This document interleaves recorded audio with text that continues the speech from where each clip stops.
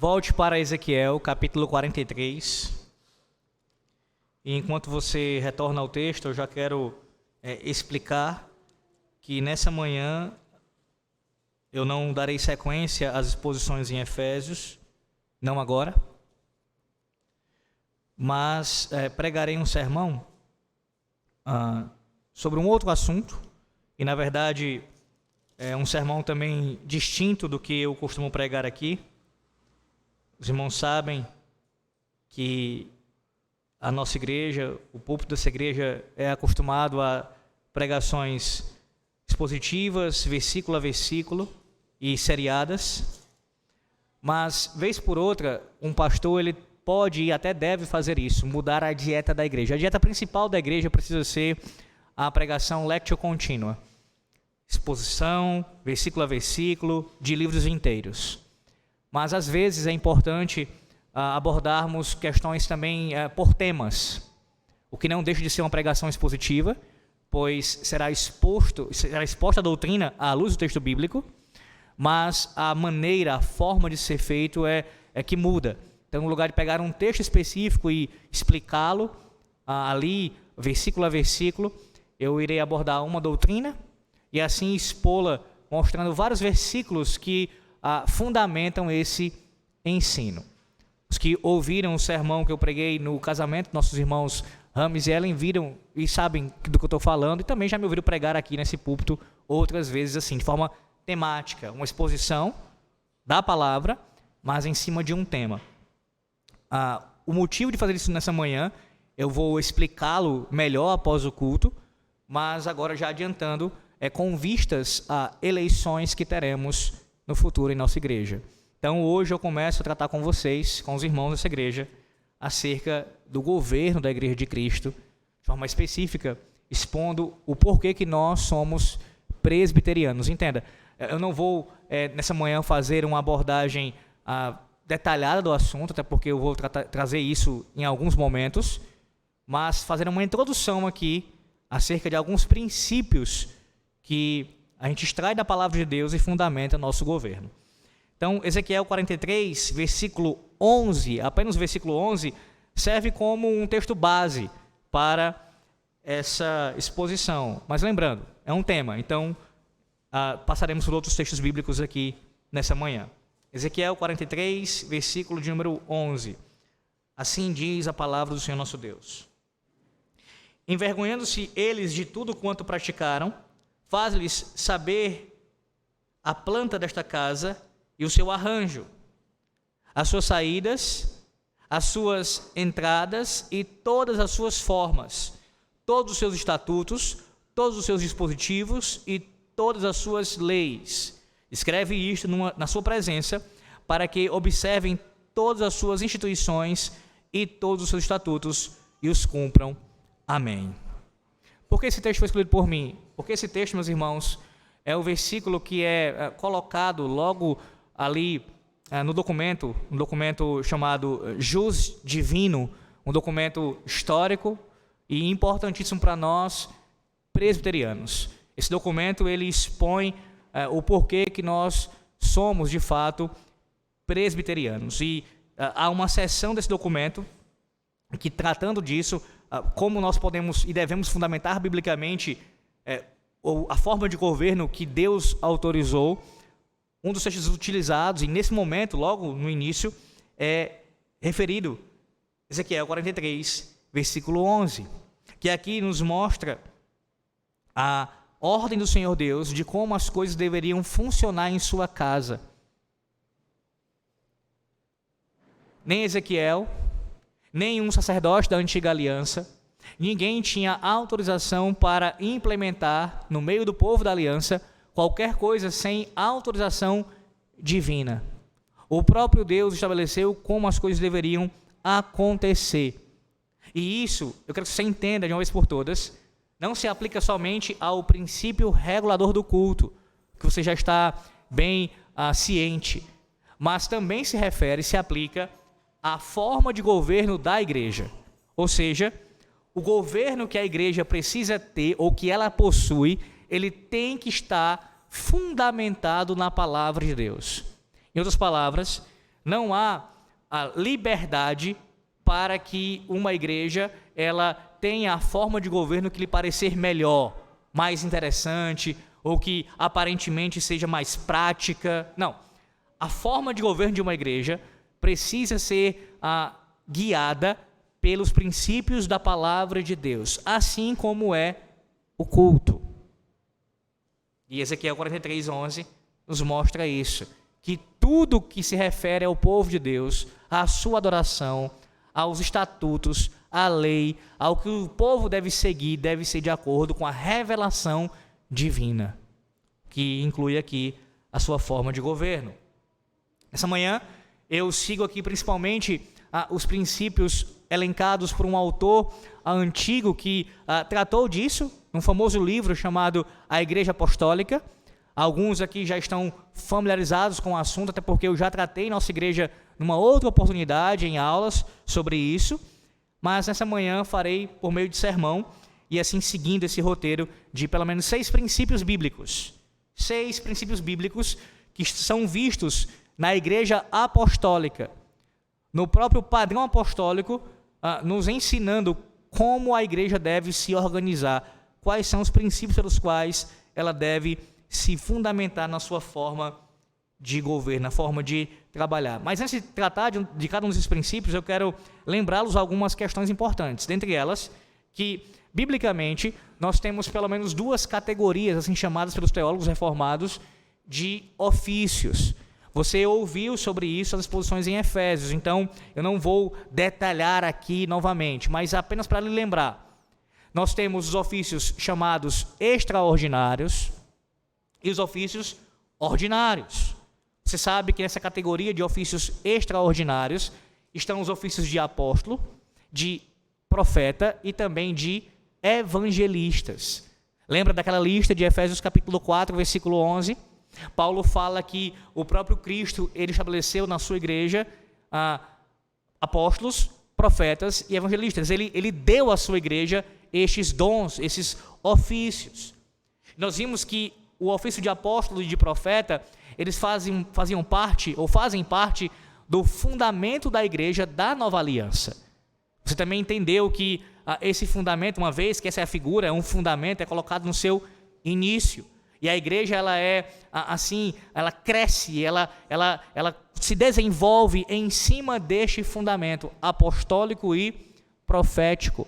Sendo um fundamento que é colocado no início da construção, não há necessidade, nem mesmo a possibilidade de você colocar isso de forma posterior. Uma vez colocado esse fundamento, isso já está estabelecido de uma vez por todas. Evangelistas também eram de caráter extraordinário. Eles eram oficiais ali, cooperadores dos apóstolos, ajudavam na pregação do evangelho e também tinham, dentre outros distintivos, a característica de realizarem prodígios, sinais e maravilhas. Agora veja, o principal fundamento para nós vermos que esses ofícios eles eram de caráter extraordinário está ligado àquilo que era a sua natureza, que eu estou expondo aqui, bem como também o objetivo para o qual eles foram colocados por Deus. Observe que esses 3 ofícios extraordinários, eles foram assim designados pelo Senhor Deus, de uma natureza assim, revelacional, ligada à exposição da revelação, bem como também um objetivo de servirem aquele início da igreja na nova aliança. Além disso, e isso é importantíssimo para você entender, quando nós chegamos às cartas chamadas epístolas pastorais, escritas a Timóteo e a Tito, você não enxerga nenhuma passagem bíblica dando diretrizes, princípios de como eleger um apóstolo na igreja. Nós não temos isso. Não temos a mesma coisa para um profeta, nem mesmo para um evangelista. Quando você chega a 1 Timóteo, capítulo 3, os princípios ali observados, eles se referem ao episcopado / presbiterato, e em seguida, no versículo 8, ao diaconato. A mesma coisa você vai encontrar em Tito, bem como também outros princípios assim demonstrados em todo o Novo Testamento. Não há uma sessão orientando a igreja de como eleger um novo apóstolo, um profeta ou então um evangelista. Percebe o caráter extraordinário desses ofícios? De que eles tinham o desígnio de não se perpetuar na igreja, mas era algo temporário, passageiro.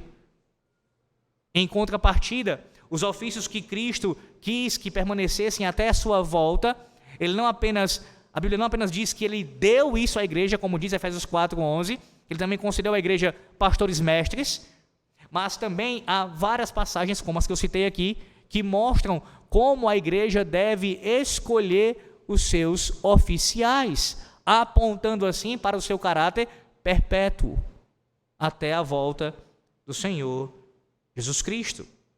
Uma outra questão importante, antes de adentrarmos aqui os princípios que eu quero tratar com vocês, é que os oficiais extraordinários, especialmente os apóstolos, eles tinham uma autoridade universal sobre a igreja, e esse trabalho de percorrer várias igrejas, assim, plantando novas igrejas e comunicando a mensagem do evangelho. Já os presbíteros da igreja, além dos diáconos também, eles deveriam servir às suas igrejas locais. Não significa dizer que um pastor não poderia, como de fato aconteceu, e isso acontece, não há nenhum problema, se mudar de uma igreja para outra e até mesmo para uma outra região. Mas o seu trabalho era principalmente a sua preocupação com o trabalho local, da igreja local. Eles eram eleitos para cuidarem da igreja local. Uma vez que a igreja foi ali estabelecida, aquele corpo de oficiais deveria se preocupar com aquela igreja local. O que não significa dizer, só aqui uma ressalva importante, que não haveria uma preocupação também com outras igrejas, mas a preocupação principal era com a igreja local, enquanto os apóstolos tinham uma preocupação mais universal, ligado assim ao seu ofício. Pois bem, vejamos aqui alguns princípios, no caso, os 6 princípios, eu tentarei ser breve na explicação deles e na aplicação, que nós enxergamos no Novo Testamento, mostrando assim como deve ser o governo da igreja do Senhor, como isso deve ser visto biblicamente. Primeiro princípio, quero que você aprenda que os oficiais da igreja, eles devem ser escolhidos pelo povo, pela própria igreja. Vá lá para Atos dos Apóstolos, capítulo 6. Atos 6.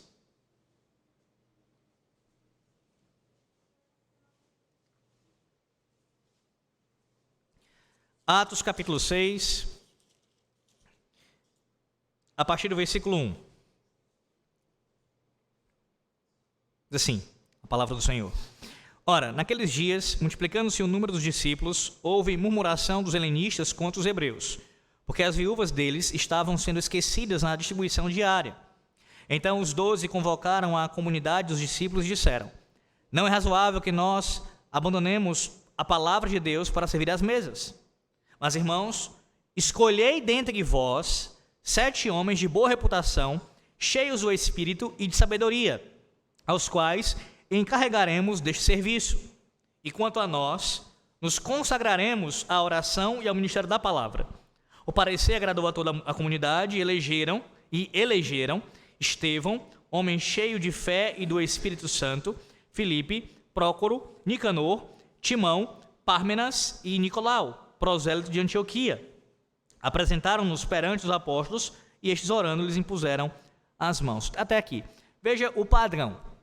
É interessante que há alguns pastores e teólogos que não entendem que esse texto não é a instituição da diaconia na Igreja Nova Aliança, porque a palavra aqui não aparece. Aquele problema antigo que alguns intérpretes têm, né?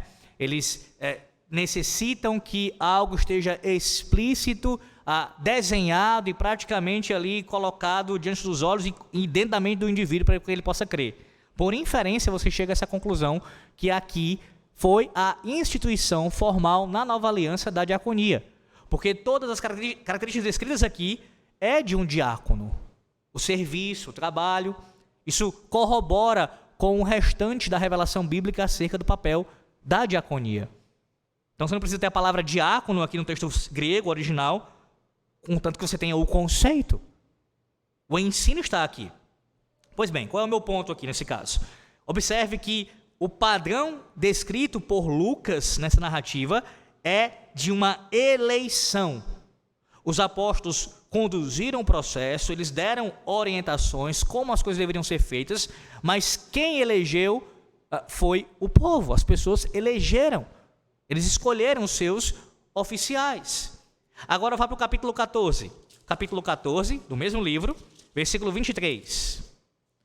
Capítulo 14 de Atos, versículo de número 23.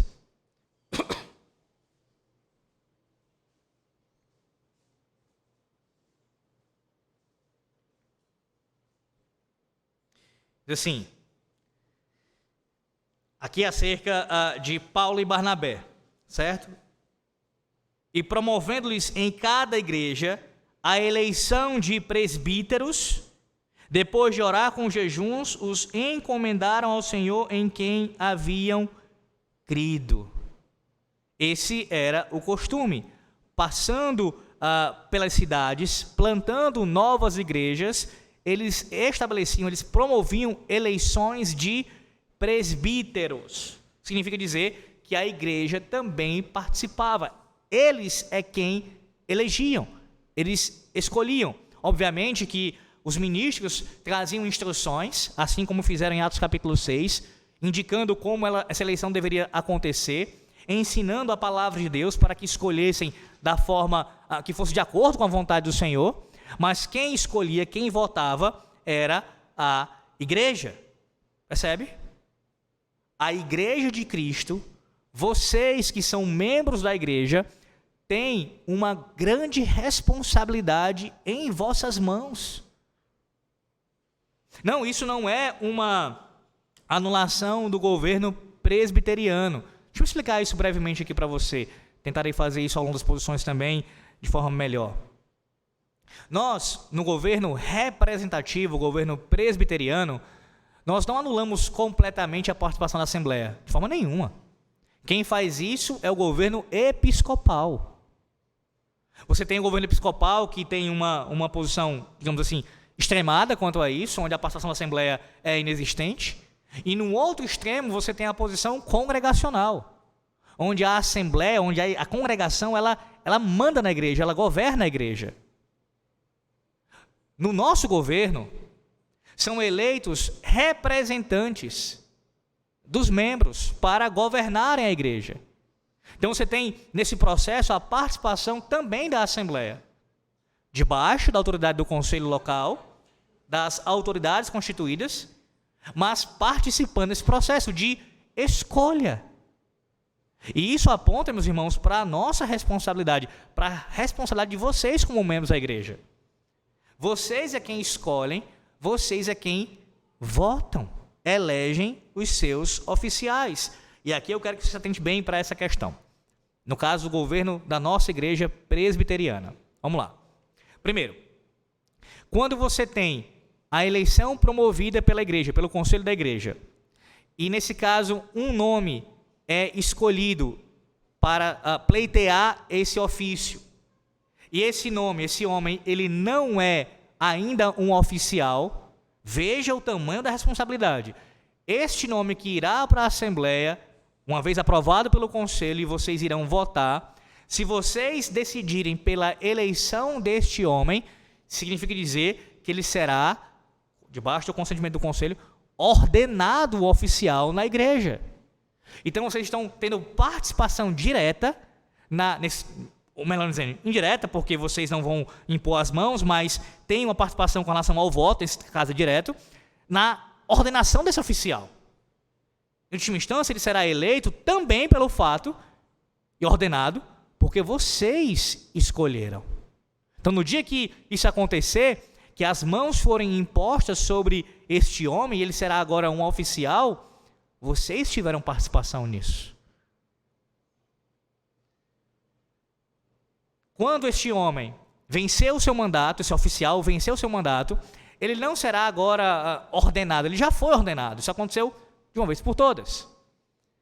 Contudo, quando o seu mandato vence, no nosso caso aqui, um mandato de 5 anos, quando ele vence o seu mandato, cabe à Assembleia, à igreja, votar a favor ou não da continuidade do seu mandato. Então vocês decidirão se ele deve ter um novo mandato ou não. Ele, se não vencer, será um presbítero em disponibilidade ou um diácono em disponibilidade, mas sem exercício de mandato naquele momento. Mas também veja isso, a responsabilidade que vocês têm de darem um novo mandato para este oficial. Percebe isso? Não é algo pequeno. Se vocês se preocupam com o destino da nação de vocês, muito mais deveriam se preocupar com a igreja de vocês, com a igreja local de vocês. Vocês são membros daqui, dessa igreja, e precisam se atentar a isso, escolher os vossos oficiais com sabedoria. Então vocês se perguntam, mas pastor, quais são então as características para a gente poder seguir? Nós veremos isso ao longo dessa minissérie que eu estou iniciando essa manhã. Por hora, eu só quero lhe chamar a atenção quanto a esse ponto. Este é um princípio bíblico, onde numa igreja a congregação, a assembleia não participa da eleição dos oficiais, ela não está seguindo essa igreja, o modelo bíblico. Como nós temos no caso do episcopalismo, ou no episcopado, onde os pastores, nesse caso, o pastor principal dessa igreja é quem vai escolher os líderes. Uma coisa é o conselho de uma igreja indicar um nome e também passar pela sua anuência, a aprovação do conselho para que esse nome possa pleitear assim a vaga. Claro que isso tem que acontecer. É o conselho que é o responsável por tudo isso em última instância. Mas decidir de maneira unilateral quem deve ser ou não oficial na igreja, essa é uma posição não bíblica. Por quê? Porque você vê aqui em Atos dos Apóstolos a igreja participando do processo, elegendo oficiais. Então você já tem aqui descartado da sua mente, assim eu espero, qualquer possibilidade de deixar a igreja presbiteriana para congregar numa igreja episcopal. Que o pastor, o ministro, o bispo decide quem vai ser o oficial e ponto final. Você está vendo que o modelo de Atos é outro. Segundo lugar, um segundo princípio importante aqui, e você também já está bem familiarizado com isso, mas eu vou lhe relembrar. Bispos e presbíteros são termos bíblicos intercambiáveis. Eles são usados assim na palavra de Deus. Vá para Filipenses 1, 1. Veja como é que Paulo inicia essa carta. Filipenses 1, 1. Ele diz assim, Filipenses 1:1. Paulo e Timóteo, servos de Cristo Jesus, a todos os santos em Cristo Jesus, inclusive bispos e diáconos, que vivem em Filipos. Ele faz uma síntese aqui dos oficiais, das autoridades eclesiásticas da igreja de Filipos. Ele se refere a esses grupos como bispos e diáconos. Observe que aqui não há menção explícita ao termo presbíteros. Por que isso? Porque esses oficiais estavam inclusos aqui no termo bispos. Como é que a gente prova isso, pastor? Ora, vá lá para Tito, capítulo 1, versículo 5 ao 7. Tito 1, versículo 5 ao 7. Veja como ele faz aqui isso de forma tão evidente. Tito 1, do 5 ao 7. Diz assim, por esta causa te deixei em Creta, para que pusesses em ordem as coisas restantes, bem como em cada cidade constituísses presbíteros, conforme te prescrevi. Lembrando, qual é o modelo aqui? Promovendo eleições nas igrejas. Deveria fazer isso, Tito, segundo a ordem apostólica. Versículo 6.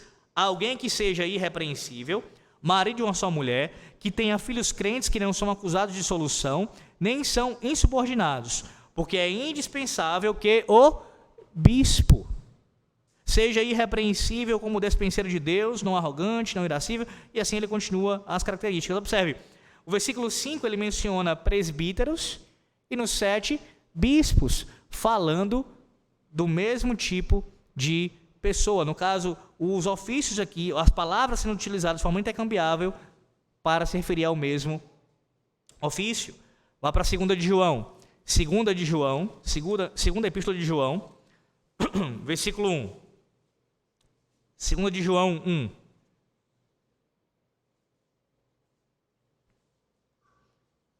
Olha como é que João começa a carta. O presbítero, a senhora eleita e aos seus filhos, a quem eu amo na verdade, não somente eu, mas também todos os que conhecem a verdade. E agora volte um pouco e vá para 1 de Pedro, capítulo 5. 1 de Pedro 5, versículo 1 e 2 também. Rogo, pois, aos presbíteros que há entre vós, eu, presbítero como eles, e testemunha dos sofrimentos de Cristo, e ainda co-participante da glória que há de ser revelada, pastoreai o rebanho de Deus que há entre vós. Observe que tanto Pedro como João, que eram 2 apóstolos, referem-se a si mesmos como sendo presbíteros. Presbíteros. Uma explicação sobre isso importantíssima. Observe que eles se referem a si dessa maneira, mas isso não significa dizer que todo presbítero era um apóstolo. Todo apóstolo era um presbítero, obviamente. Um ministro da palavra. Alguém que deveria governar a igreja, participava do governo da igreja de Cristo, liderando, servindo no pastoreio do rebanho. Mas nem todo presbítero era um apóstolo. Tentando usar uma ilustração para isso, seria mais ou menos o seguinte: todo general ele é um oficial, mas nem todo oficial do exército é um general. Há distinções. Então, nesse sentido, todo apóstolo era um presbítero, mas nem todo presbítero era um apóstolo. Mas observe que eles utilizam os nomes aqui para si, do ofício de presbiterato. Significa isso? Bem, que tanto o bispo, como o presbítero, como o pastor, eles se referem ao mesmo ofício no sentido mais lato, mais abrangente do termo. Nesse sentido, quando a igreja escolhe um homem ou alguns homens para serem presbíteros da igreja, vocês estão escolhendo os vossos bispos, os vossos pastores. Eles são os vossos pastores.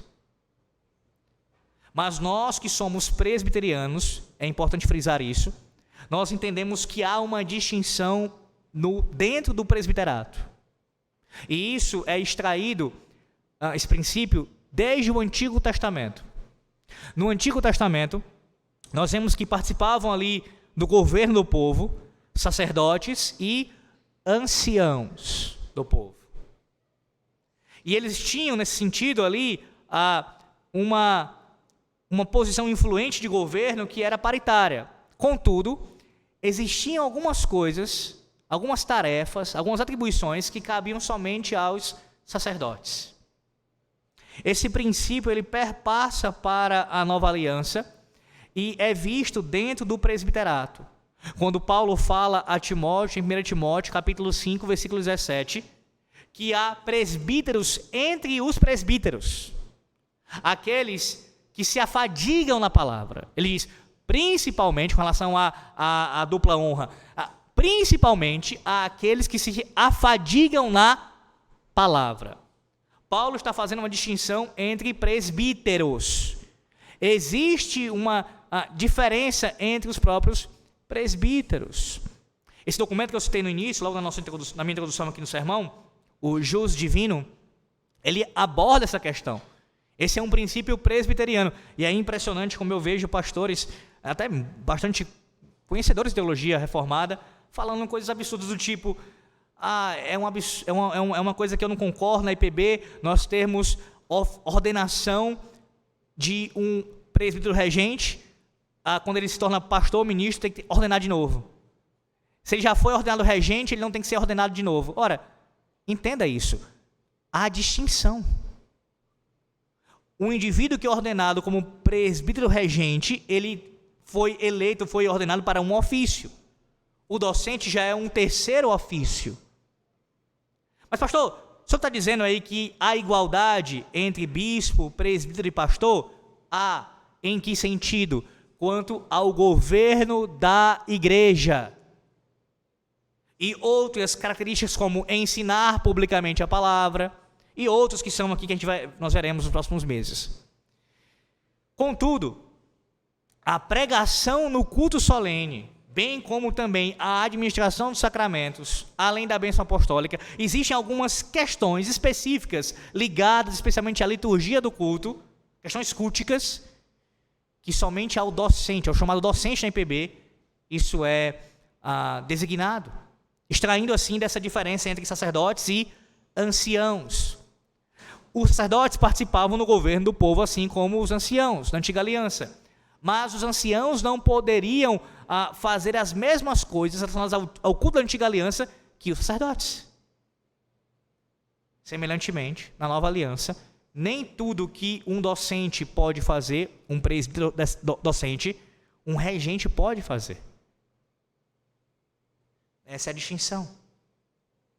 Mas eu repito, há igualdade quanto à autoridade na igreja local e nos concílios superiores, há igualdade quanto ao governo, há igualdade quanto aos dois poderem ensinar, no sentido de uma doutrina, de uma aula e assim por diante, excetuando a pregação, há igualdade nas responsabilidades, em várias coisas, mas como eu já disse outras vezes, essa terminologia para vocês, com relação ao governo, são pares, com relação à pregação, os sacramentos, resumindo assim, questões de culto, o docente é o ímpar entre os pares.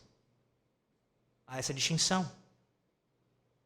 Mas ainda assim eu quero que você perceba, antes de passar para o próximo princípio, a importância da eleição de um oficial, nesse caso aqui apontando de um presbítero. Você não está elegendo menos que um pastor para a igreja. Um pastor.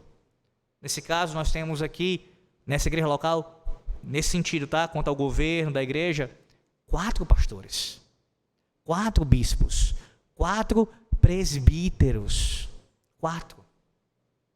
E aí veja o terceiro princípio que está linkado com esse especialmente. Esse princípio bíblico. Havia uma pluralidade de presbíteros em cada igreja. Volte mais uma vez agora para Atos. Eu não vou citar o versículo 23 e o capítulo 14, porque eu já citei aqui, mas tenha ele em mente também, o capítulo 14, versículo 23. Eu lerei apenas o capítulo 20 de Atos, capítulo 20, versículo de número 17. Só uma curiosidade também aqui nesse texto, observe que ele também mostra a forma intercambiável de utilizar os termos presbíteros e bispo. Veja, Atos 20, versículo 17, ele diz: de Mileto mandou a Éfeso chamar os presbíteros da igreja. E agora vai para o versículo 28, veja, versículo 28. Atendei por vós e por todo o rebanho sobre o qual o Espírito Santo vos constituiu bispos. Essa fala do apóstolo aqui no versículo 28 é para os mesmos presbíteros descritos no versículo 17. Então veja o termo intercambiável aqui mais uma vez. Mas o meu ponto é, observe a pluralidade. Aparece no plural aqui no versículo 17, bem como também lá no versículo 23 do capítulo 14. Eles promoviam eleição de presbíteros. A mesma coisa acontece aqui em Atos. No caso, a igreja de Éfeso, ela tinha presbíteros. Lá em Filipos, bispos. Pluralidade. Esse princípio, irmãos, tudo que eu estou ensinando aqui para vocês, na verdade, de uma forma ou de outra, você encontra de maneira seminal na antiga aliança. Na antiga aliança. Lembre-se do que Deus estabeleceu através da lei de Moisés, usando Jétro para aconselhá-lo sobre a importância de ter vários homens que pudessem ajudá-lo no governo, nas demandas do povo. Anciãos, autoridades.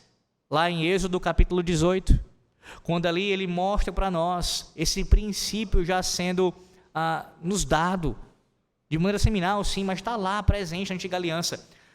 Em outras palavras, nunca o governo do povo de Deus recaiu sobre um homem só. Aí você diz assim, mas pastor, e com relação à monarquia? Quando nós temos Saul, depois Davi, os reis, não era o governo de um só? Não, nunca foi um governo de um só, nesse sentido estrito, nunca foi. Porque os mesmos reis deveriam se consultar com os seus conselheiros e deveriam governar conforme, claro, a lei de Deus e usando dos homens que estavam ali exercendo autoridade na nação e na igreja da Antiga Aliança para ajudar nesse serviço de governar o povo. Ele não poderia simplesmente dizer, deliberar o que ele bem entendesse. Não é assim. E outra, lembre-se também que com relação à monarquia, ali, pensando em Davi, nós temos o trono de Deus no meio do seu povo ali, visivelmente, apontando para o Redentor, para Cristo, que governa de fato o seu povo. Mas como era um tipo disso, havia sim também os homens que ele estabeleceu para ajudarem nesse governo. Uma pluralidade. Como o próprio texto de Provérbios fala, que é na multidão de conselhos que há sabedoria. Pense com relação à revelação divina quanto à Santíssima Trindade. Um Deus só, 3 pessoas. Eu falei para vocês sobre isso. Vocês lembram? Que nós temos com toda reverência eu falo isso, o presbitério da Trindade. O governo plural. Não é plural no sentido de várias cabeças pensando de forma diferente. Não, é um Deus só. Não perca isso de vista, é um Deus só, mas que subsiste em 3 pessoas. Nós somos governados, o mundo inteiro, o universo é governado pela Santíssima Trindade. Há uma pluralidade na divindade. E do próprio ser de Deus, nós extraímos o princípio do governo da sua igreja, de que a sua liderança é também plural. Não um só governa, mas vários governam debaixo da autoridade de Cristo, que é o rei, o monarca sobre nós. Outro princípio importante para você pensar muito bem sobre a questão da importância de ser um membro de uma igreja como a nossa. Por quê? Você está vendo biblicamente que não é fiel à palavra de Deus a igreja onde um só governa, um só manda. Eu já congreguei num lugar assim, talvez alguns eu tenham passado por essa experiência. E vocês sabem o quanto isso é devastador para a igreja. Sim, é bem verdade de que crer nisso daqui biblicamente, a nossa salvação não depende disso. Louvado seja o Senhor Deus por isso. Alguém pode não crer nisso, ser um episcopal, por exemplo, e ainda assim ser salvo. Contudo, a nossa vida, a nossa santificação, em termos práticos, como nós iremos caminhar com o Senhor nessa terra, será muito melhor ou pior, dependendo do governo de igreja que nós estivermos inseridos e participando. Então, se você já participou de um governo episcopal, você sabe o quanto é terrível isso. Não ter a decisão caber somente a um homem. E se ele acordou de bom humor, ele vai decidir dessa forma. Enfim, é o que der na cabeça dele. Enquanto num governo presbiteriano, você tem uma pluralidade de homens que, pressupõe-se, são preparados, vocacionados por Deus, têm as habilidades que Deus dotou para assim governarem, mesmo sendo pecadores. E ali você tem essa multiplicidade na liderança para que venha a governar de uma forma não tirânica, mas sábia e zelosa. Também, ao mesmo tempo, rejeite, à luz desses textos, o governo congregacional. Não temos a congregação inteira decidindo o que vai ser feito, mas os presbíteros representando a igreja. O mesmo princípio da antiga aliança. As decisões eram tomadas desde a antiga aliança, não pelo povo inteiro. Vamos trazer aqui para o povo e cada um vai dar sua opinião e vamos ver o que vai dar no final. Vai dar muita confusão, tapa na cara certamente e outras discussões.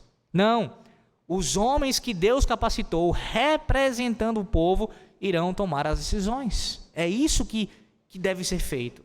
A mesma coisa no Novo Testamento você observa. A mesma coisa. Quando você pensa em 1 Timóteo, Paulo falando sobre os deveres dos bispos / presbíteros, você vê que ele diz assim, que governem bem a própria casa. Porque caso eles não governem bem a própria casa, não podem governar a igreja de Deus. Parafraseando o texto. Observe que ele está falando de governo. Estes homens governarão a igreja. Não é isso? Pois bem, se você tem a congregação inteira nesse processo, você não tem então a congregação, melhor dizendo, você não tem agora os representantes colocados, mas toda a membresia, toda a congregação, ela governa a si mesma. Deixa eu ser bem claro o que eu quero dizer. Vamos lá, deixa eu tentar refazer. Uma característica de um oficial, nesse caso de um bispo, de um presbítero, é governar a igreja. É uma responsabilidade, faz parte do seu ofício. Ele deve fazer isso, primeiro governando bem a sua casa. Pois bem, isso não faria sentido ser mencionado se toda a igreja governa. Em outras palavras, como é que pode ser um distintivo desse oficialato se todo mundo pode ter e todo mundo tem na igreja? Se os homens, as mulheres, todo mundo que... Nesse caso, as igrejas independentes, normalmente a criança não é membro, né? Normalmente a criança não é membro. Mas se fosse membro, até as crianças, todo mundo que for membro, seria chamado para governar. Não faria sentido colocar isso como um distintivo do ofício. Mas se está lá elencado, e de fato está, como um distintivo do ofício, é porque somente estes podem exercer o governo. E a eles é quem foi dada as chaves para governarem. Percebe? Então, o princípio congregacional, o governo congregacional, ele cai por terra quando você observa isso. E como eu disse, sempre vendo representantes do povo, da igreja, para falar em nome da igreja e para a igreja. Quarto princípio.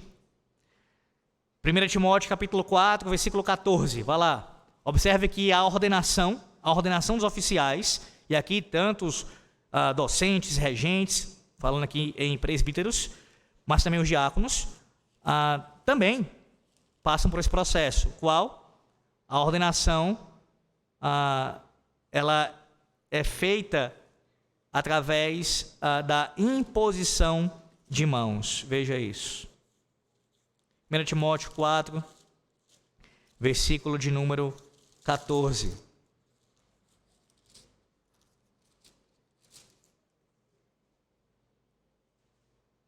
Não te faças negligente para com o dom que há em ti, o qual te foi concedido mediante profecia, com a imposição das mãos do presbitério. Aí volte para Atos dos Apóstolos, capítulo 6, mais uma vez, Atos 6, veja a mesma coisa, o mesmo padrão acontecendo aqui, Atos 6,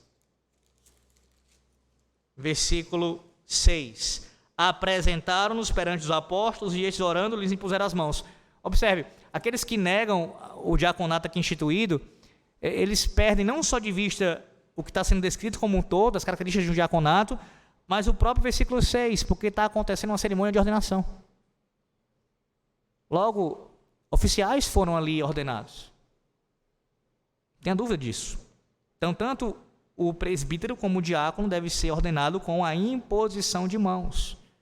Isso não significa dizer que a imposição de mãos deve ocorrer como se fosse... Eu acho que os irmãos entendem isso, mas é bom sempre frisar, vai que alguém não compreenda ainda.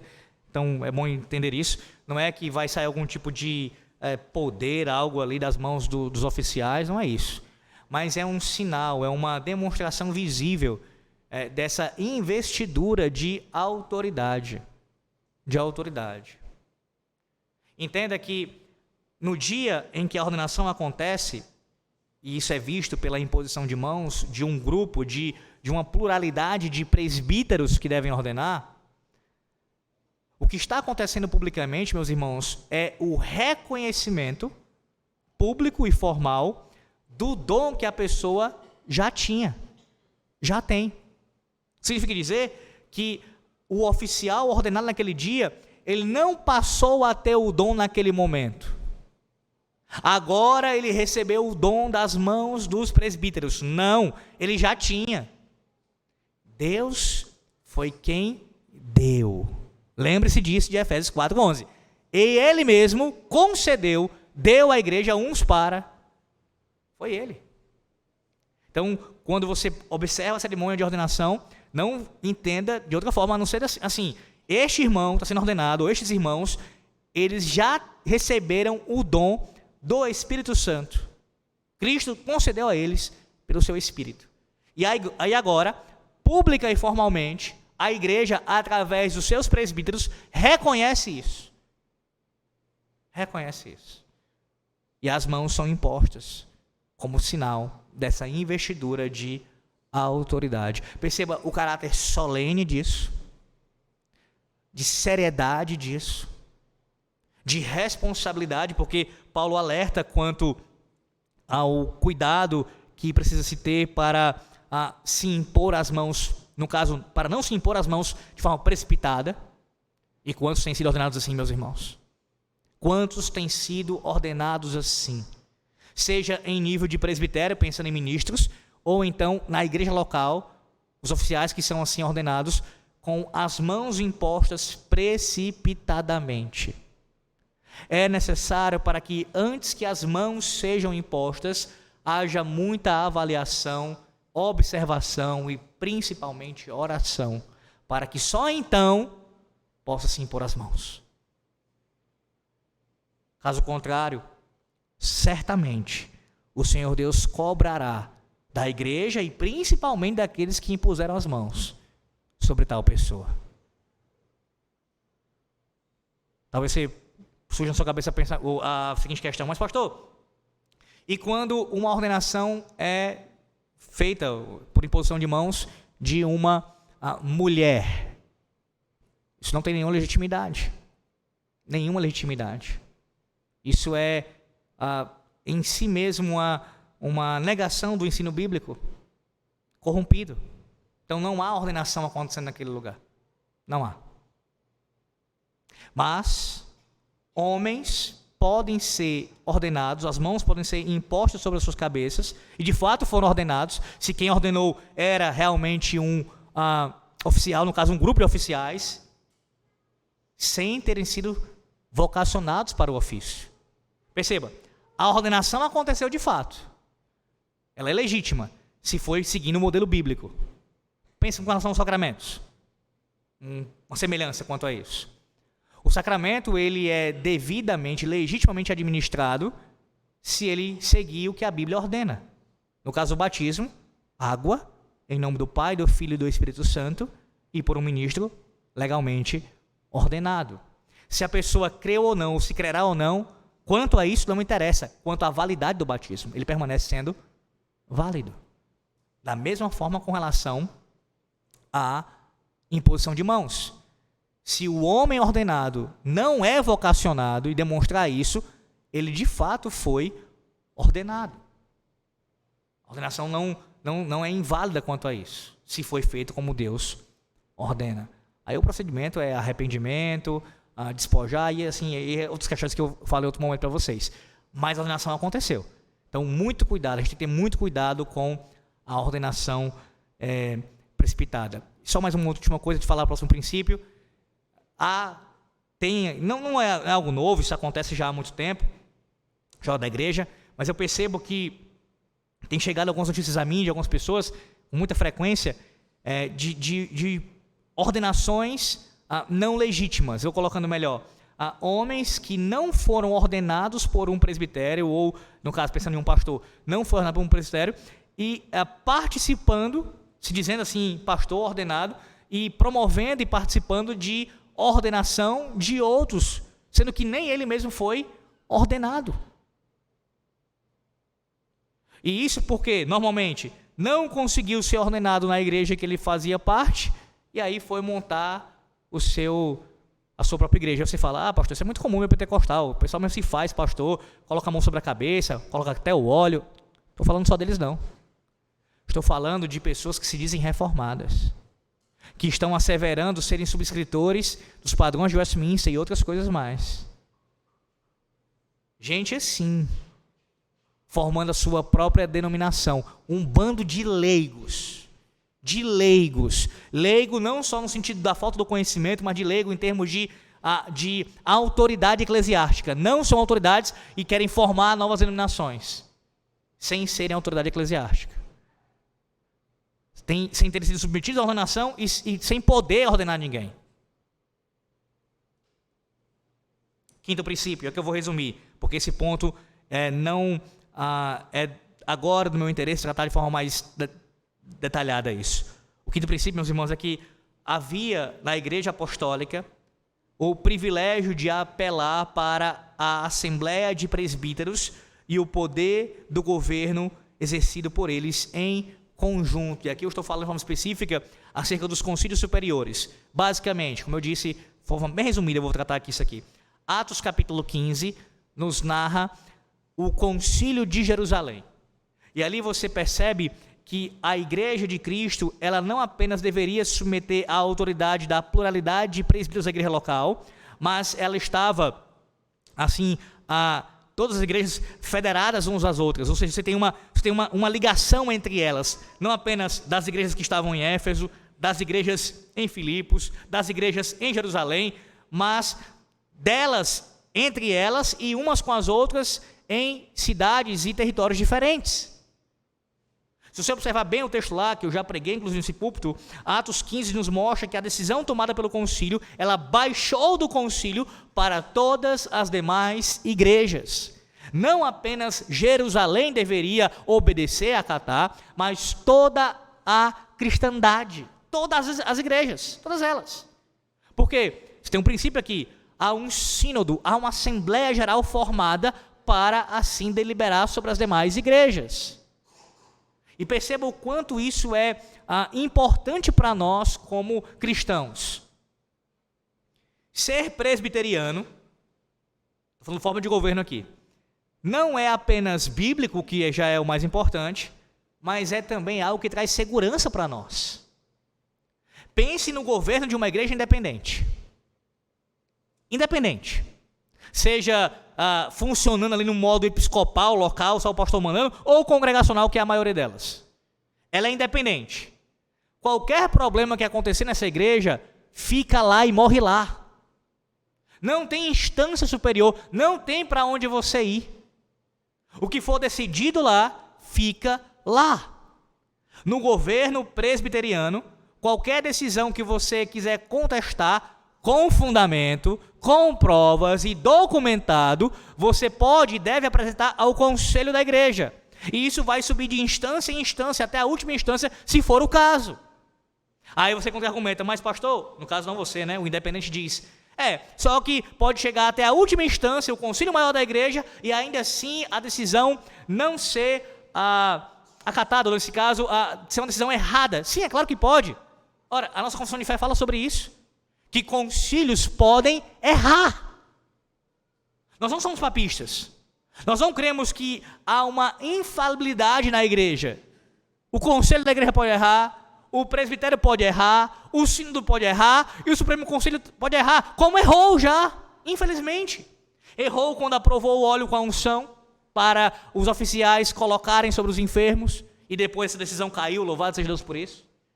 Errou quando permitiu a mulher pregar em certas circunstâncias debaixo da autoridade do pastor. E louvado seja Deus que essa decisão também já caiu.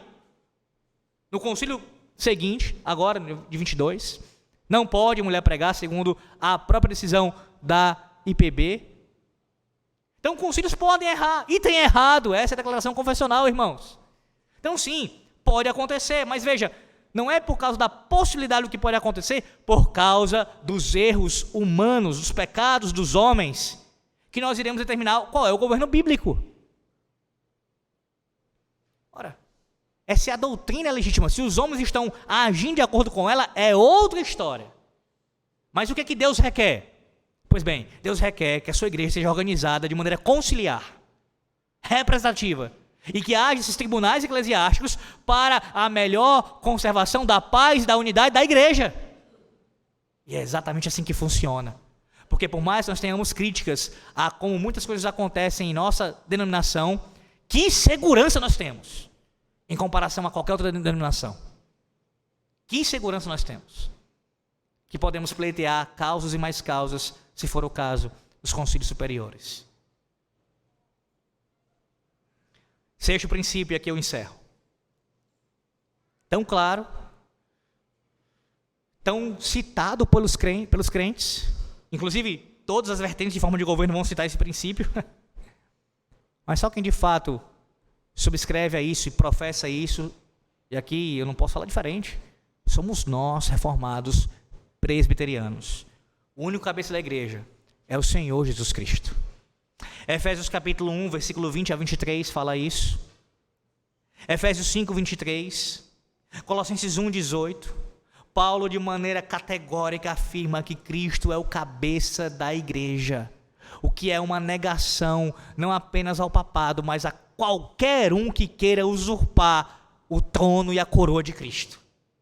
Cristo é o único cabeça da igreja, o único. E aí você pensa, pastor, tudo bem, eu entendo isso, eu aceito isso, mas pense nas implicações disso. Porque essa declaração bíblica e confessional, ela é importantíssima para nós, porque, veja, se Cristo é o cabeça da igreja, então a sua igreja deve se organizar conforme a sua vontade, o seu padrão.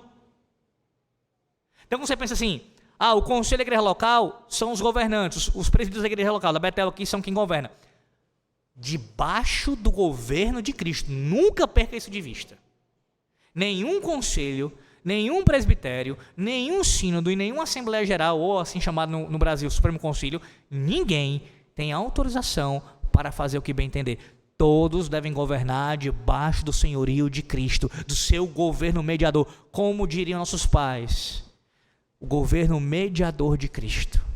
Ele governa a sua igreja, ele é o rei. E toda decisão tem que ser de acordo com a sua vontade, revelada na sua palavra. Então os concílios se submetem à vontade de Cristo. Irmãos, quando o conselho vai se reunir, não sei se você sabe disso, mas a primeira coisa que nós fazemos quando começa uma reunião do conselho é ler a palavra de Deus. A palavra de Deus é lida em toda a reunião do conselho, e isso é registrado em ata, documentalmente. O texto é lido e há uma oração. Para quê? Isso fica evidente, nós somos guiados pela lei de Cristo, pela coroa, pelo governo de Cristo. Cristo é quem diz o que deve ser feito, as ações devem ser tomadas de acordo com a sua vontade. E nós oramos pedindo isso a Ele, para que seja feito de acordo com a sua vontade. Nem sempre conseguimos. Como eu disse, todos erram e têm pecado contra o Senhor, nós caímos, falhamos. Mas a busca incessante por homens que Deus colocou na igreja para serem fiéis, é que haja fidelidade, na dependência do Senhor. É por isso que nós lutamos e é isso que nós almejamos. Então o Senhor é o cabeça da igreja. E aqui eu quero concluir com mais uma aplicação sobre isso ainda. Sendo Ele o cabeça da igreja, e sendo Ele quem concede os dons, veja como é um absurdo alguém tentar fazer-se um oficial sem ser vocacionado, ou tentar empurrar alguém para isso sem aquela pessoa ser vocacionada. Isso é algo pecaminoso e é perigoso para a igreja de Cristo quando assim acontece. Cristo sendo o rei, Ele é quem convoca. Nós ouvimos aqui o texto de Mateus 10, como na providência divina isso estava dentro da liturgia. Ele comissionando os seus discípulos, os seus apóstolos. Mas Cristo não faz mais isso de maneira audível, a sua voz, como fez com eles e também com o Paulo depois. Mas Ele escolhe os seus oficiais através da sua igreja. Pela sua providência, na eleição dos oficiais, a vontade de Deus prevalece quando nós estamos seguindo os princípios da sua palavra. Em oração e observando as características bíblicas dos oficiais e votamos e elegemos, nesse momento a vontade do Senhor está prevalecendo, sendo feita. Então não é a minha vontade. Veja, mas o desejo em querer ser um oficial é pecaminoso? É claro que não. Paulo fala isso. Quem deseja, quem aspira ao episcopado e qualquer outro oficialato não é pecaminoso. Na verdade, tem que existir isso em alguma medida. Você tem que desejar isso. Servir a Cristo, a sua igreja como oficial. Digo, tem que ser daqueles que são vocacionados. Quem Deus vocacionou, existirá o desejo. Mas só o mero desejo não constitui vocação. Não significa vocação. Há muitas pessoas equivocadas na igreja quanto a isso. O desejo ele deve ser uma consequência do chamado. O chamado precede. A soberania de Cristo sobre a sua igreja precede, dizendo: este será um vaso para mim escolhido, para me servir neste tipo de ofício. Meus irmãos, que Deus nos ajude, para que nós tenhamos sabedoria, prudência, calma, tranquilidade, em oração e perseverança, confiar no Cristo que governa a sua igreja e determina, como Ezequiel 43, versículo 11 diz, as leis, os estatutos e toda a forma de governo do seu povo. Que o Senhor Deus abençoe a sua igreja, não somente aqui, mas em toda a terra. Amém. Oremos ao Senhor. Ó Deus, nós te louvamos por tua palavra. Te bendizemos porque o Senhor nos instruiu acerca de um assunto tão importante, que é o teu governo, o governo da tua igreja. No caso, o governo do Senhor sobre a tua igreja, e mostrando como isso acontece, ó Deus, na prática. Te peço que os princípios aqui esboçados venham a ser aprendidos por nós e assim praticados. E que os demais ensinos, ainda referentes a esse assunto, possam ser tão claros, ó Deus, como o sol ao meio-dia. E que o teu povo possa colocá-lo em prática com sabedoria e temor diante de ti, fazendo a tua vontade, para a tua glória. Em nome de Jesus. Amém.